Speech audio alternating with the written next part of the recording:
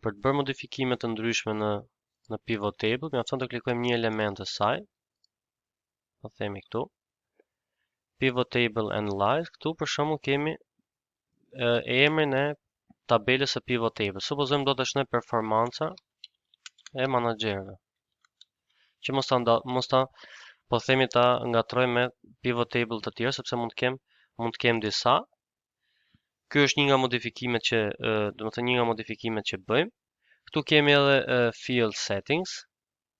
Pra këtu kemi active field, këtu ku kemi klikuar sum, nëse do kishim mesatarin, do kishim average me radhë.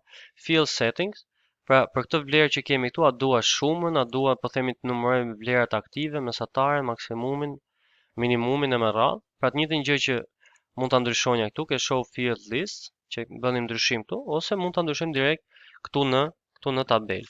Nëse dua të vendos një slicer, këtu kemi insert slicer dhe këtu supozojmë do të vendos slicer sipas po themi datës ose sipas menaxherit. Jap OK këtu. Dhe në momentin që klikoj Alban, në këtë rast gjithë pivot table kthehet në një tabelë e cila në këtë rast i shërben vetëm menaxherit Alban, pra na jep gjithë ato dhënat që filtrohen nga ky menaxher.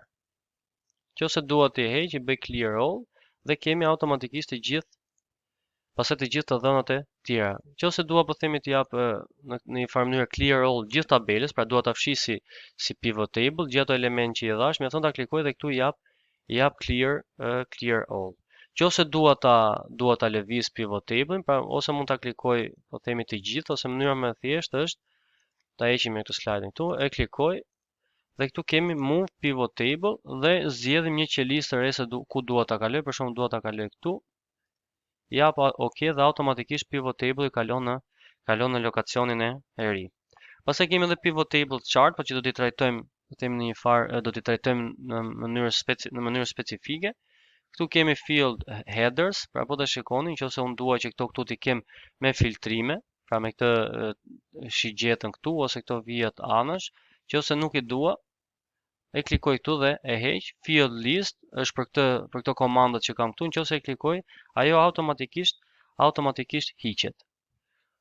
Buttons, po të shikoni, këtu kemi 9 kategori, nëse nuk do kishim, kur e heqim këtë buttons, kjo automatikisht, pra kjo pjesa, ky minus i këtu sipër që ne mund ta, nëse dua të heq 9 kategori të poshtë, mjafton të klikoj dhe lë automatikisht vetëm kategorinë dhe këtë 9 kategorinë e heq. Domethënë nuk e heq nga tabela, po thjesht e bëj hide në një farë mënyrë dhe nëse dua të shoh gjëra më të detajuara, mjafton ta klikoj. Pra nëse dua të shoh si janë shitur kapse fletës sipas menaxherit, mjafton ta klikoj këtu dhe automatikisht e shoh. Nëse dua të heq fare, klikoj këtu tek buttons dhe ato hiqen dhe në këtë rast mbetet. Domethënë janë shfaqen, po thjesht nuk e ka atë për pjesë estetike, nuk e ka minusin anash. Nëse nuk kemi nën kategori, ky funksioni këtu, ky butoni këtu nuk është funksional.